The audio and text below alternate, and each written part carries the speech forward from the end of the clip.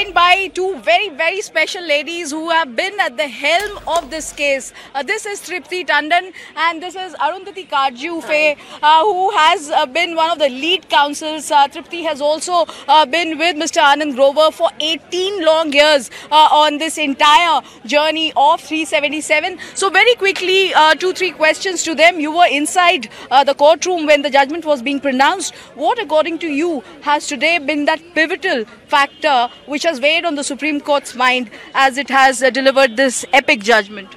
I think what I really picked up, of course, apart from all the, the wonderful words that fell out from the judge's mouth one after the other, was really difficult to, absorb and experience them and hold back your tears. I think what I really picked up on was the fact that the judges said, this is the direction.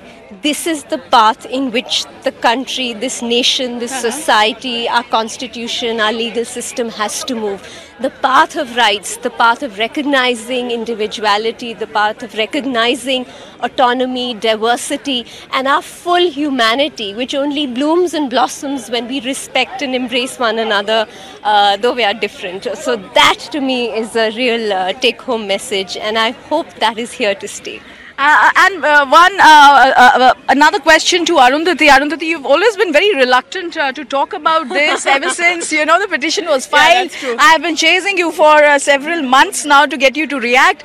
Finally, we have you on camera. And in your opinion, how does this change the game for the LGBTQ community and usher in, as they have been saying, greater rights for them in the foreseeable future? Does this really start the journey towards more rights for them? So, Meenakshi, I think you've said it better maybe than even I could have. But, for me, the main takeaway from today's judgment is that the Constitution applies with full force to LGBT people. That's really a big moment. It means that the constitutional guarantees of equality, of dignity, of fraternity apply equally to LGBT people. And that really shows the path ahead, that now you are full citizens, no longer second-class citizens.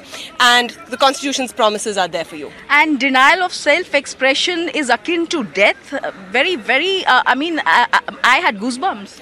Absolutely. In fact, with the petition filed by IIT students and alumni, one thing which really came through is how many of them spoke of depression and mental illness. And so you really see that the law is not an abstract thing. It affects people and it affects communities in a very real way. So I think the Supreme Court hasn't overstated the case at all, and this is a big day. And your co-counsel Menka, who argued the matter, you were also present in the case, said that the eyes of the world are on India. So today, do you think the Supreme Court has embarked on this journey, rare journey of course correction, and really lived up to the expectations? No, absolutely. I think we underestimate how important the Indian Supreme Court is amongst world courts, and the respect in which it is held, and the prominent position that it has globally. So I think today is a day when the Indian court has not just reaffirmed its commitment to looking at jurisprudence from all over the world, but also its own place in a world of constitutional courts.